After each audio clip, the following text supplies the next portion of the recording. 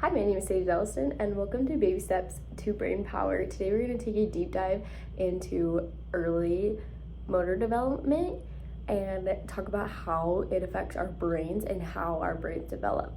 Isn't that crazy how simple movements can truly affect how our brain develops at a young age? So let's take a deep dive through science and also through diapers.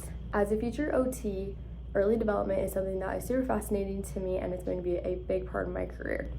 It's so fascinating how simple movements that we do daily are incredibly crucial to motor development. Things like reaching, crawling, rolling over, walking, they all affect how the brain wires itself. This is a very researched topic, but it is one that can use more research.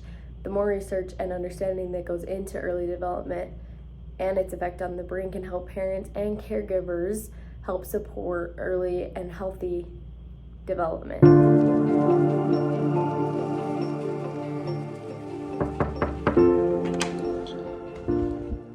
Hey Sadie, so you're here for the baby's 6-month checkup? Yep. Awesome. All right, I just have a few questions. Awesome. All right, so the first one is your baby rolling in both directions? Yep, all the time. Awesome. All right, and number 2, is your baby sitting up either assisted or by themselves? Yeah, we've been really working on sitting up by herself, and so she's been sitting up by herself for like about a month now. Awesome. Is your baby passing objects from hand to hand? Yep, and she's definitely bringing them to her mouth and can't take anything out of her mouth. All right, everything sounds on track. Now let's just have a look. Okay.